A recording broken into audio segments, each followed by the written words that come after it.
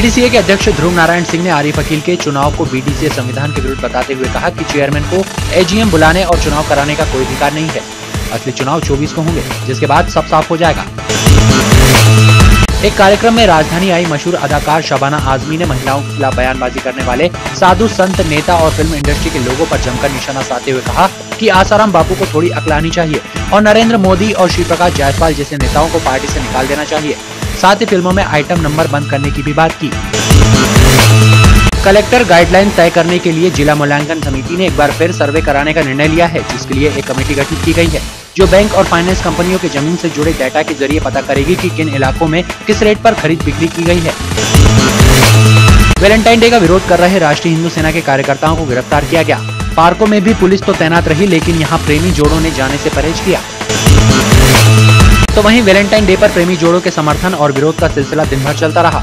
हर बार बजरंग दल और दूसरे हिंदू संगठनों के खिलाफ डंडे झंडे लेकर सड़क पर उतरने वाली युवक कांग्रेस ने इस बार विरोध के लिए गांधीवादी तरीका अपनाया और सफेद झंडे लेकर गांधी प्रतिमा के सामने भजन गाए।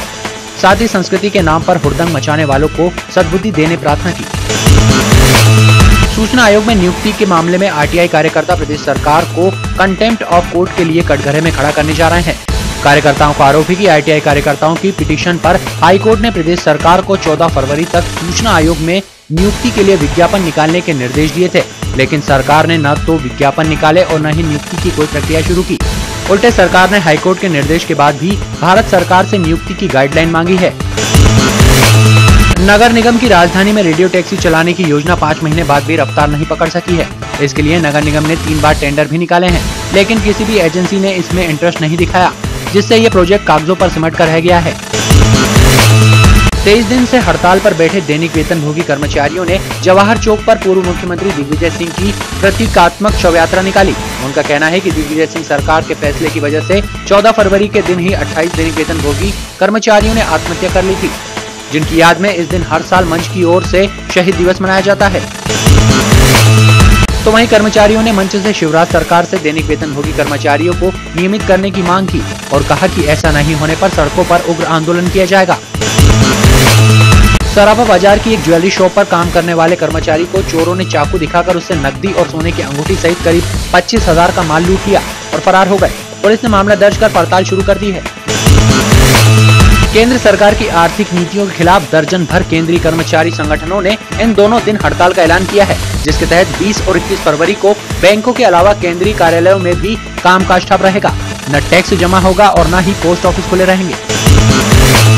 मानस भवन में हुई Confederation of All India Traders CAIT की बैठक में राष्ट्रीय महासचिव प्रवीण खंडेलवाल ने बताया कि कैट एफडीआई के खिलाफ 7 मार्च को दिल्ली में प्रदर्शन करने जा रहा है, जिसमें एफडीआई और खाद्य सुरक्षा अधिनियम का विरोध और वायदा बाजार से खाद्य वस्तुओं को बाहर करने की मांग की जाएगी।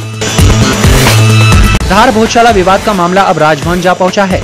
हिंदू संगठनों और संत समाज की ओर से भोजशाला में नमाज का विरोध और केवल पूजा करने की मांग के बाद मुस्लिम संगठनों ने राज्यपाल के सामने आपत्ति दर्ज कराई है।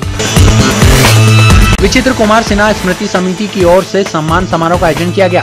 टीटीटीआई के सभागार में हुए इस कार्यक्रम में विभूतियों को राज्यपाल रामनरेश यादव ने सम्मानित किया। इस मौके पर पत्रकार, समाज सेवी, स्वतंत्रता सेनानी के साथ साहित्य सेवी भी मौजूद रहे। भारत भवन की 31वीं वर्षगांठ के उपलक्ष्य में गुरुवार की रात को अहमदाबाद के कलाकारों ने कथक नृत्य की प्रस्तुति दी। सुश्री कुमुदिनी लखिया द्वारा परिकल्पित और निर्देशित कदम्ब के कलाकारों की इस मनमोहक प्रस्तुति ने दर्शकों का मन मोह लिया। कार्यक्रम का समापन 22 फरवरी को पंडित हरिप्रसाद चौरसिया की प्रस्तुति के साथ होगा।